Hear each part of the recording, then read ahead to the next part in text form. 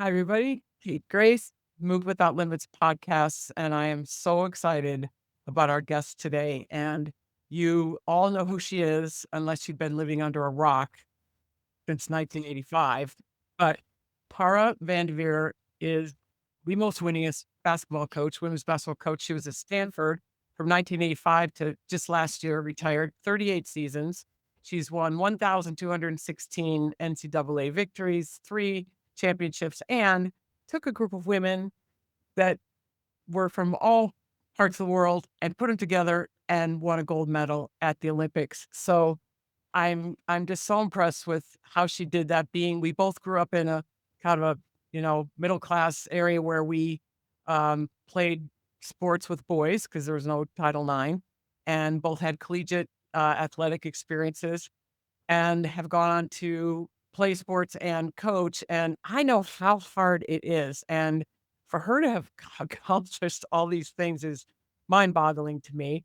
But what I most admire about her is her dedication now to service and leadership. And that's what I think most kids, especially, and most people really need. So without further ado, I'd like to welcome Tara into our studio. Hi, Kate. Hi. Thank you again so much for doing this. I've just been such a fan of yours for so many years, and now with much more interest and maybe focus and attention on women's basketball, it's even more important that people understand good coaching and leadership, I think. I think you started playing really young, right? You've had this basketball love for your whole life?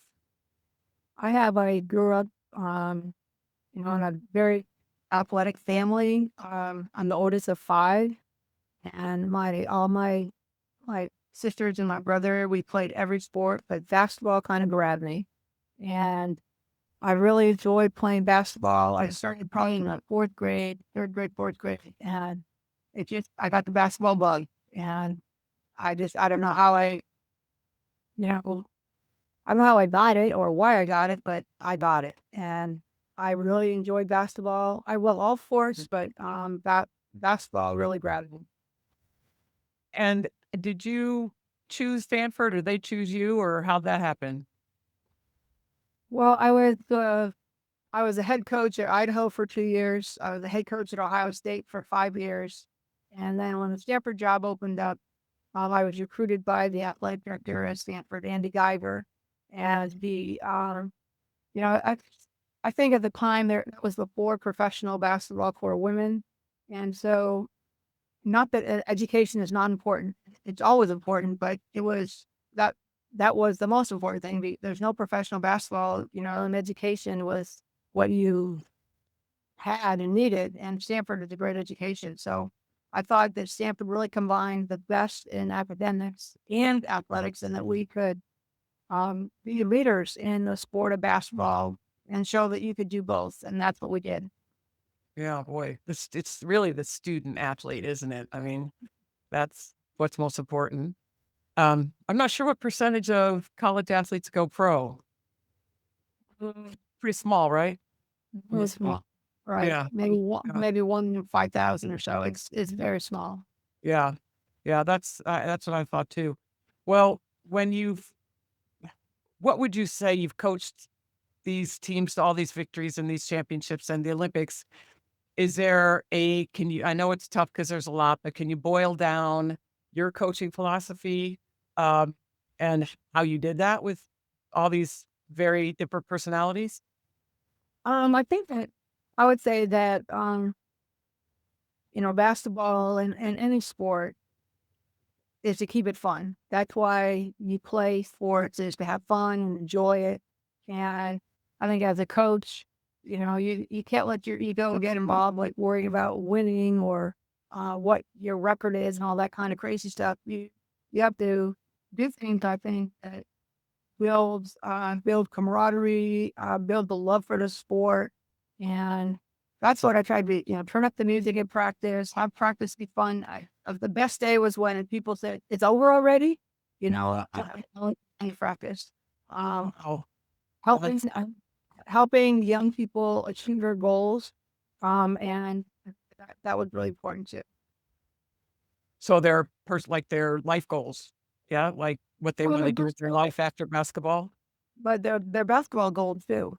Uh, As a I took up piano lessons as an adult, and I tried to teach myself first, and that lasted about 2 weeks, and then I had a great teacher, and when you have a great teacher or a great coach, you can go places you can't go by yourself, and I wanted to do that for our players, is take them somewhere they couldn't get by themselves. yeah, every, great teams definitely need great coaching. Um, I know you have to have had a lot of different personalities in your players and things like that. So how did you create that all those individuals and then create a cohesive team and keep them motivated as a team? Well, when you have players that, number 1, are unselfish, and number 2 are hard workers, that's really easy because they want to, um, they want to be the best. They understand teamwork. They understand collaboration, and and they also, I think, great teams and great players are happy for other people's great performance. And so I use the analogy of an orchestra that some days it's going to be the violin solo, some days it's going to be the flute solo. It's going to be different people stepping up in different times, and that's something that I think we did as a team, and we had great success because we had we had the not the star system, but maybe the universe system where everyone was a star. Okay. Were you, how involved were you in the recruiting process to get these players that you knew that would work together as a group? Well, everyone is involved in recruiting in a college system. I was really fortunate. I had great assistant coaches that were could identify young players, and that's not an easy thing to do. But assistant coaches that could identify a great young player, and then we would write to them, we would keep in touch with them, we'd watch them play, and then everyone was involved with recruiting. The players on our team, but I think recruiting goes well when you have the players on your team are excited. The players on your team are happy. Um, you know, there's really there's no secrets out there. People know a happy team. They know a great team, and they the players want to be part of that. So that I think that recruiting wants the players at Stanford love being at Stanford. They love the education they were getting, and once we kind of got over the hump of from losing to winning, then it was really great players wanted to come. Yeah. Can you think of a game or any games where it's just not working right and you going into halftime and what do you do then? I mean, like nothing's working and you're like, I know we should be beating this team. Oh, there are a lot of games like that. We're confident. Uh, I think one time there was one game that was really funny actually. Um, we were playing in a regional final game. It was actually against Notre Dame, and they have a great program and a great coach and a great team.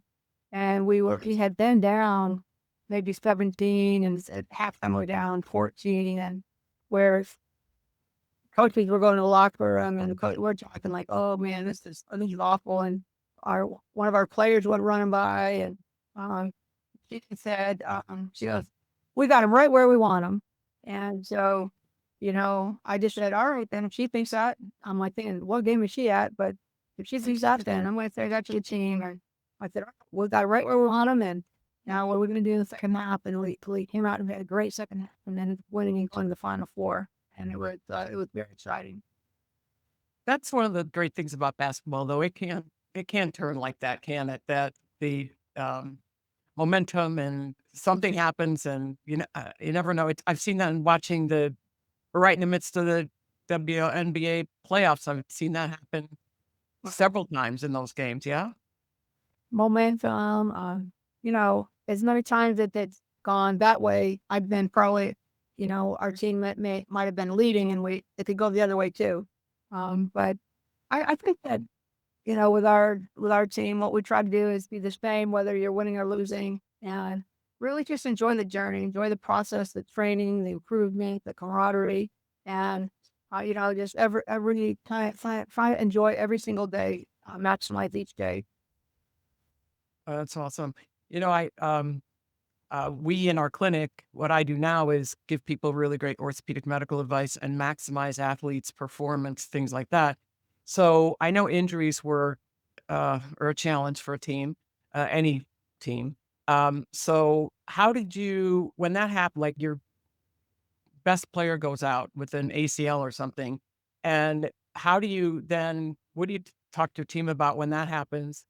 Is my Well, let me stop there. I'll ask you the second part of the question after. So you lost your star, and maybe it never happened to you, but um, Well, it's happened more than once, unfortunately. Um, in see what year, 1998, our team was ranked number one. We were number one seed, and we had two ACLs in 15 minutes of basketball time to two of our best players. And we're unfortunately, the first women's team to ever be a number one seed to lose to a 16. Now, I would argue that the 16 was better than that, and we were not a number one after losing our two players. But it was devastating. It was absolutely devastating. And, for young athletes to have an ACL or a knee injury, it used to be that your career would be over. But, now with modern surgery and correct rehab, athletes can get right back at it. We had a young lady on our Olympic team who actually played at Stanford. She was never hurt at Stanford, Katie Stedding. She was never hurt at Stanford, but she did three ACLs, but still played on the Olympic team. And for some young athletes that have an ACL, I kind of use that example of don't give up, don't get discouraged, but you can still be a great player, and overcome that injury. yeah, for sure. Um, I wonder. I've had a lot of communication and interaction with coaches of players, whether it's a team sport or individual sport. And a lot of times they fought me on whether the athlete could go back at the time or whatnot. And so, how much interaction did you have with the medical team? And in terms of when that player's ready, or what kind of conversations happen around that? Well, we had an athletic trainer, we had a team doctor, and they made the decisions. I did not have an opinion. I did not have any say in it. They directed the return to play, and the coach and the player really had no input. Um, we would always like someone coming back from an injury. It's gradual, re-entering into practice, starting with your, real basic drills. And they would always do things on the side. If someone was hurt, they would ride a bike. If they could ride a bike, they would, shoot free throws. If they would do what they could do on the side. Sometimes they would be doing pool workouts or, whatever it was, core workouts, whatever they could do, they were doing on the side. But the coach and the parents and the player listens to the medical staff, period. Okay, good. Well, that's great. I've seen too many go back too soon and re-tear things. So I'm sure you had a great medical team. Um, let's talk about the Olympics for a minute. So were you excited about taking all these gals from various areas to and put them together and coach them to a gold medal? It was awesome. We had a year to train, which I think really was really helpful because in the Olympics before that, in 1992, the women, I think were, just kind of thrown together. They had great players, great coach, but they hadn't practiced together. And so I think it was really unfair to the coach and to the players to not give them the opportunity to train. And what we did in 1995, 96 was we trained together for a year, and then we played all over the world. The team became very close, and they're still very close. And we worked extremely hard. I know that they sometimes thought I was crazy, But we worked very hard and um, really tore up in the Olympics. We went undefeated and beat everyone pretty handily. Yeah, you did. It was exciting to watch. Um, if there's a young athlete out there that's has Olympic dreams, whether it's individual or sports, and they're not quite there yet, maybe they're a year or two from living their Olympic dream, is there a bit of advice you would give them at that stage in their life? I think that an Olympian, future Olympian, or someone that strives to be an Olympian in any sport, would benefit from listening to Katie Ledecky's speech she gave at Stanford graduation this year. So I'm to the door. You could Google it and find it, but you have to enjoy the process. You have to enjoy the training. You have to enjoy the all the hard work and the grind more than the podium. And that's what Katie talks about, that she likes the process more than the podium. And that's true. When you're training in basketball, you're going to practice. Probably 95% of your time is going to be practice and only 5% is the game. And if you think about the Olympic Games, it's going to be less than 1%. So I think it's, really important that people really enjoy the journey. Yeah, for sure. Um, let's talk about there's the physical part and then there's the mental toughness. Did you or have anybody on your staff or team work with them if they ever had challenges from a mental standpoint to whether it was focus or trusting or being certain they could do it or their confidence? Mhm. Did you work on that with them? Well, I think that, I've had a different attitude about confidence and calm against like you can you can get confidence by doing things over and over correctly and building you don't talk someone into confidence. You do it. And so I think that our practices, our preparation got people ready for the games and the situation. And we try to make our practices harder than the games, more demanding. Shooting free throws when you're exhausted, doing things that would prepare you. So, if they're a young athlete and they're saying, "Well, I don't know if I'm not how good enough," or I would recommend like keeping a journal and just writing down like I make 100 do 100 free throws, or just keeping a journal and reminding yourself how much work you put into being a great player, or whatever it is, and try to try to improve in practice. Work on just like doing little baby steps, not thinking that you're going to go from a high school player to the Olympics. There's so much in between that. Hmm. Yeah, boy, all those steps. Um, the Did they on that same mental stuff, is is there a way that you help them manage the pressure? Did they feel much pressure or, um, is it was it something that, like you just said, if they're prepared, they've got the confidence and they don't? Or did they come to you say, "Wow, I'm really nervous," or anything Well, like that?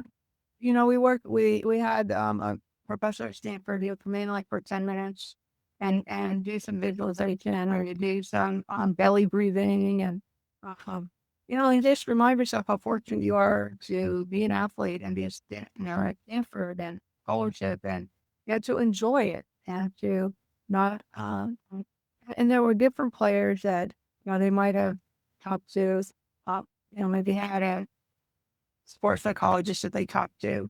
But I really feel that we focus more and more on just making things so tough and so demanding that the games, they were ready for them and they knew they were prepared, and also doing things, really not leaving anything to chance in terms of like scouting teams. And our teams, I think, also really confident going in. Now, it's not to say that you win every game, you don't, but having the confidence, that they're ready.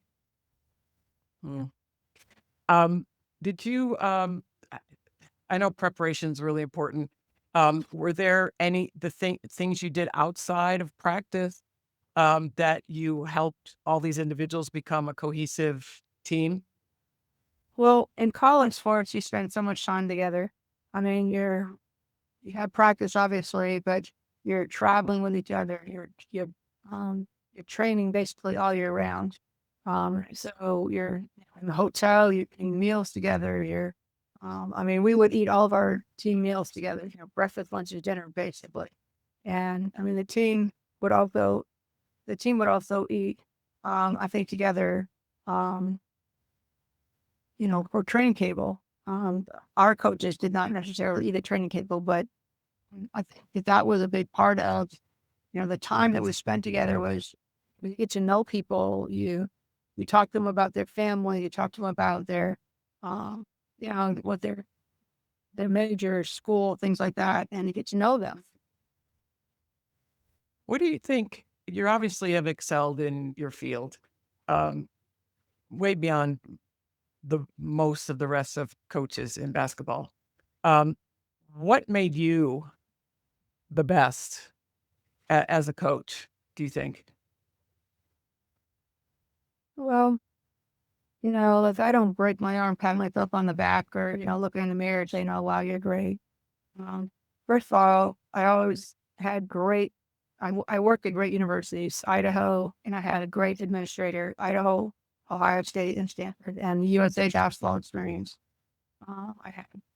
I'm smart enough to surround myself with people smarter than me and better than me at a lot of things. And so I've had great assistant coaches, and um, and then I also know that, you don't win the Kentucky Derby on the donkey. We had great players. And, just then helping those players be the best they can be, helping them, um, really reach their potential as best you can, if there is such a thing. And, not just, I also think I'm a lifetime learner. Like, I never feel like I have all the answers, and I'm not afraid to ask for help from other people. Um, just other coaches have helped me a lot. My sister's a coach, Heidi, and, we would talk every day. I'd have different people in all kinds of fields, whether it's leadership, um, come watch our practice and give me feedback on what I'm doing and how to do it better. I watch other coaches, and in basketball, you just steal ideas. You don't have to invent a patent on an idea. So, uh, but also I never thought of basketball as a job job. I love watching basketball. I would watch video constantly, and I was always, enjoying the process of our team getting better. And that was what was most rewarding, was seeing a team really, get better from the beginning of practice to the end of the year, and help them to really enjoy playing with each other and have fun, and watching some great basketball. Yeah, it is a fantastic sport now. What do you think of the popularity of women's basketball these days, both Yeah. NCAA and pro? Yeah. Well, we sometimes it feels like we take two steps forward and then either one or two steps back. I was coaching at Ohio State in 1985, and we played at Iowa. We had 22,000 people. And back in 22,107, and we'll have shirts made up. And the fire marshal, they got in trouble because there were too many people in the building. Um, our Olympic team kind of was the foundation for the WNBA and the ADL. And so I think that the challenge now is to just keep growing the sport. And we have great young coaches and great young players. And but it's a challenge, women's basketball and women's sports. We have to, fight to get articles in the paper. We have to fight to get on television. It's a battle, and we just have to keep fighting the fight. Yeah, no kidding. I'm so good with people like you out there doing that. I know there's a couple in the works over the next couple years, a few more WNBA teams. So hopefully that's in the growth department. Yes. I think they're adding 3 new teams in the next couple of years, and it's very exciting to see what, the San Francisco, the Valkyries have done, because Mhm. sold out every single game, which is amazing. Um, I think that the franchise, I think they paid 50 million for it. It's worth 500 million. So that money gets people's attention. Like, if you want to invest in sports, invest in women's sports, and it's paying great dividends. Yeah. Awesome. Now I know that I know, I'll pat you on the back. You don't have to, but I know that one of the things I've heard from many people in your area of expertise that you're really a great mentor and you're a phenomenal teacher. I mean, one person said you're the best teacher that she's ever, and this is a basketball coach. Um, are Your you mother made me.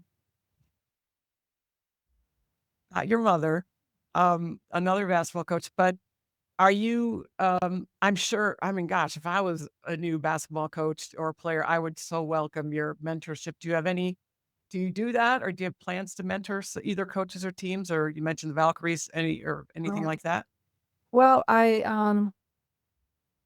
do work with my sister Heidi, who is the head coach at UC San Diego. We talk a lot about basketball, and I go to the Stanford games, and um, I have worked as a consultant, and I've contacted the head of the Women's Basketball Coaches Association to do something at the Final Four. I'm involved with the Women's Sports Foundation. We have a fund for young coaches in every sport, not just basketball, but it's like an internship that they're able to apply for. And I work with uh, the Naismith Basketball Hall of Fame. So I feel like I'm doing mentoring in different areas, um, and it's something I enjoy. Both of my parents were teachers, and so I think that teaching the game is something that I really enjoy, and I want to be good at it, and I worked at it. Are you missing it now in the year after your retirement? Um, you know, it's kind of funny because obviously I did it for like 48 years, and I just seem to just be dabbling in it just enough that I don't miss it. I what I miss is if I go to the office, I still work in the same office building, so I'll go down to the basketball office and check in what they're doing and say hi to them. And I'll go by practice a little bit. I watch our men's practice, our women's practice, and then I go to a lot of other sports at Stanford, just to as a spectator.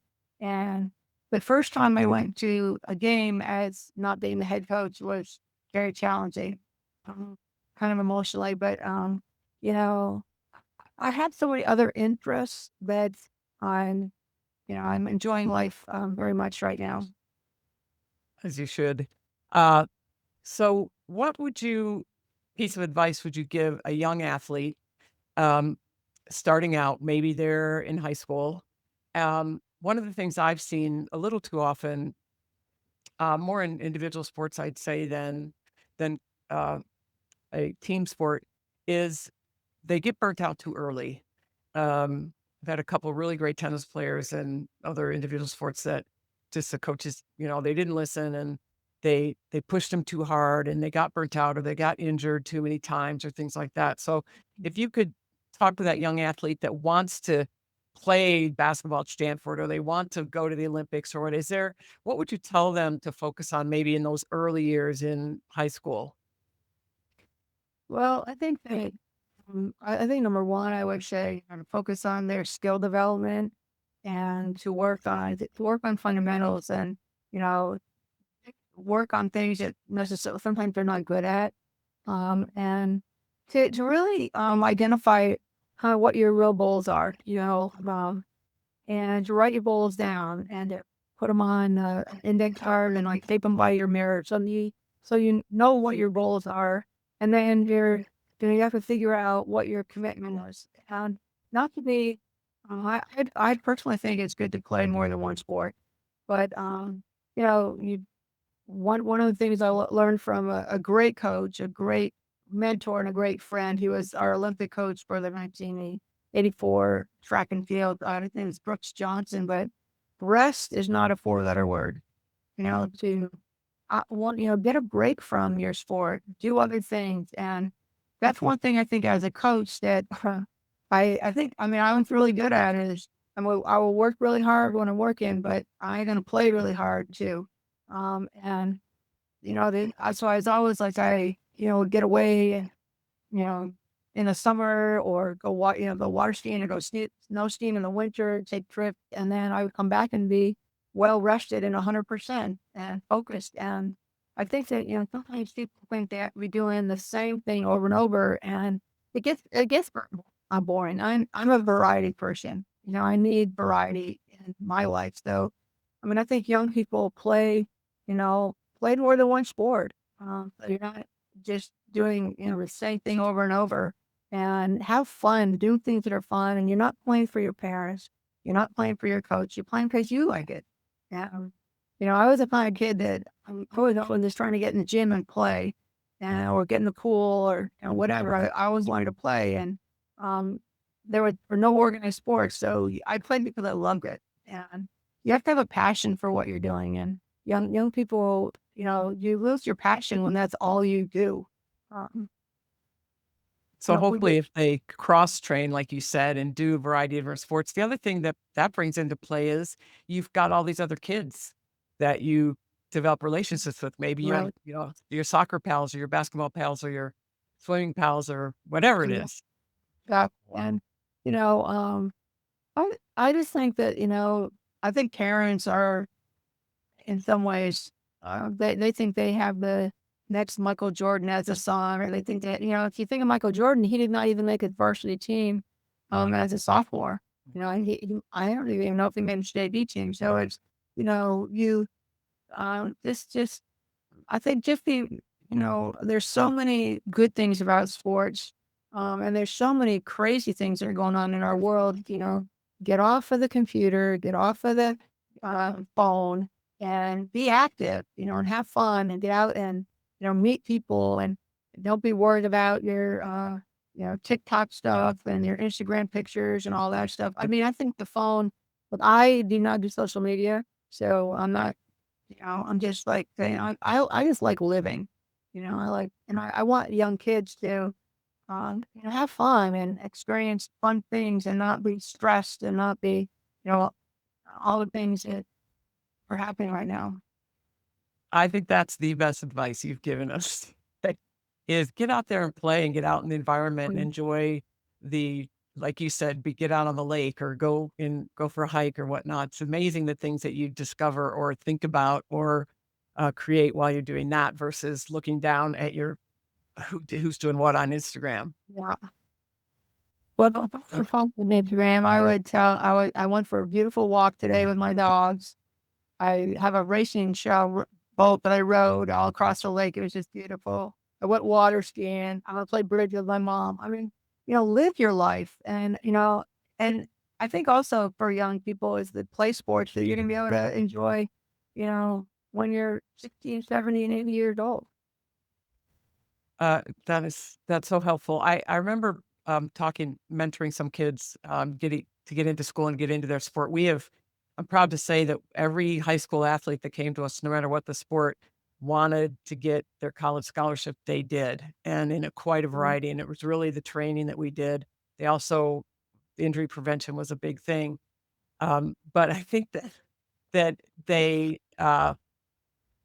did that. They did all these different things. They enjoyed their life outside. They had first and like when I played tennis and I was also in pre-med. So I had my like real nerdy smart kid in Mhm. my classes. And then I had my tennis buddies who were kind of PE majors. Nothing wrong with that. But it's just a completely different and the experience. I always tell these kids playing a sport in college is going to add so much to your college experience. It's going to even we ate in a different dining hall, but we ate with all the other athletes, boys and girls. So I got to meet the track kids and the football kids and the other basketball kids, and we were just down at our little, tennis courts most of the time. But through all those other ways, we got to meet other kids, and there's nothing like that experience. I don't think in life. Well, I think that on even kind of little extension of that is that like, when I was little, my parents would say, come in and do your homework. Basketball is never going to take you anywhere. Well, I traveled all over the world.